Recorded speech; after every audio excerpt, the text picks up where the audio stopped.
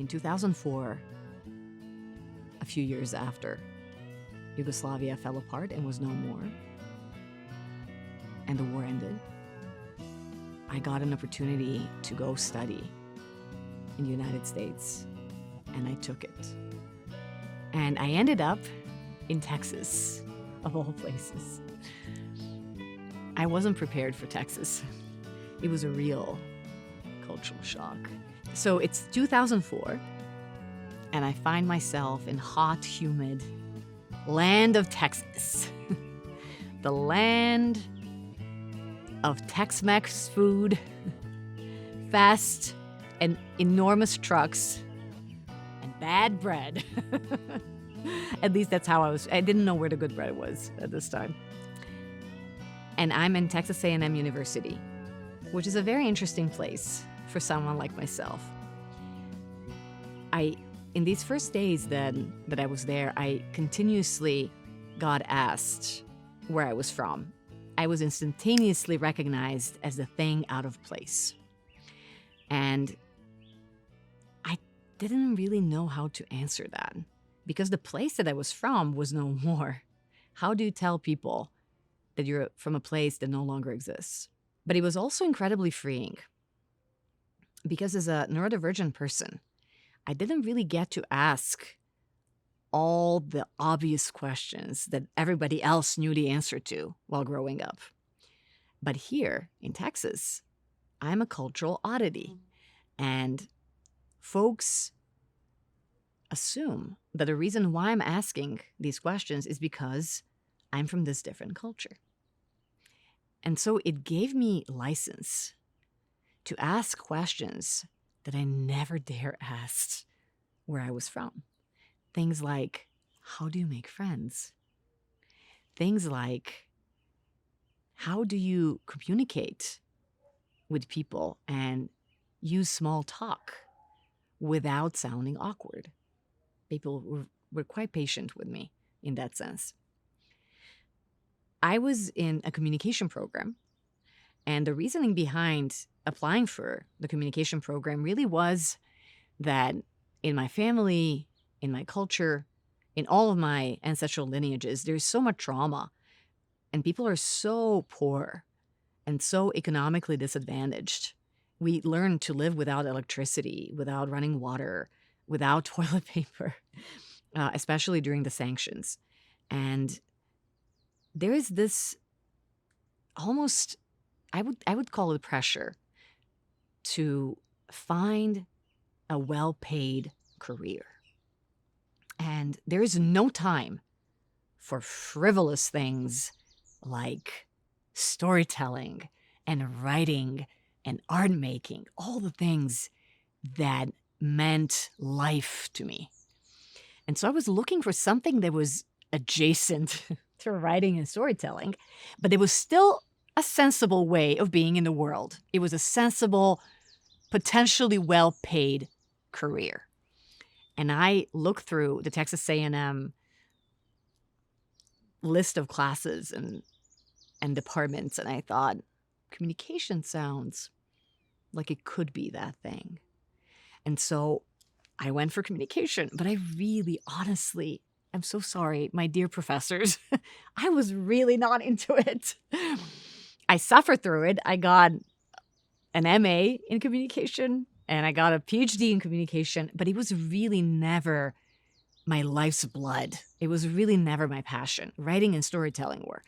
And so being the great trickster, not only of other people, but myself, I managed to talk myself into just continuing with this program, but at the same time, taking every creative writing class and every anthropology class that was offered at Texas A&M. And during one of these writing courses that I took, I got to work with Professor Larry Heinemann, who was a visiting artist and who was a Vietnam vet and who knew what PTSD was and who knew what trauma was and who was quite brilliant in his own way and who could see people. He could look at you and kind of see a glimmer of your soul. And I remember at this time, like every good student, I was trying to emulate other great artists. That's what you're told when you're studying art, that you need to learn from the greats. And you first need to learn what other amazing artists did before you can develop your own style. And so I was trying, like the magpie that I was and still am, to imitate other writers. I didn't have a voice yet. I didn't know what my voice was. And there was so much about myself that I was deeply ashamed of. And they can really, really stand in the way of your voice, that lack of self-acceptance and self-love. So I was ashamed of where I was from. I was ashamed of not fitting in and not really aligning with that culture. I was ashamed, without knowing, of being neurodivergent. I didn't have a word for that. I was ashamed of being weird. I was ashamed of being an immigrant. I was ashamed of being brown. I was ashamed of having an accent. I was ashamed of the fact that I was still learning English and how to communicate in it. And there were so many things that made me want to hide and made me want to reject and amputate parts of myself. And I think that Larry saw that, and he also saw the potential of these hidden parts. And I remember we had a writing contest that came up at the end of the class, and he encouraged all the students in the class to submit their work to this contest. And we did a lot of exercises. We wrote a lot of stories. I think I probably wrote 5 short stories during this class. And one of our assignments was to write a folktale. And I remember that I didn't have time. This was during finals. I had other classes that were in some, I thought at the time, more important. And I really, really, really didn't want to write this folktale. And I procrastinated until the last minute. And then I sat down in despair.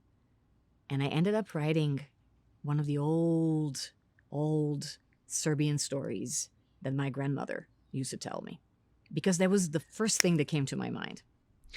It was about a peacock queen who's a shapeshifter and who can shift between a bird and a woman. And at the time, I thought, I wish I could come up with something better than this. But there was no time. I didn't have any other ideas. And so I wrote this story. I retold this story. And when the time came for us to submit our work to the contest, Larry had a conference with each of us, and he made suggestions on which story was our strongest story. And I remember sitting across from him, and he told me, listen, I don't know what you're going to do.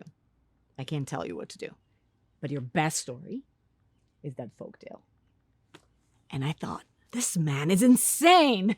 He doesn't know what he's talking about.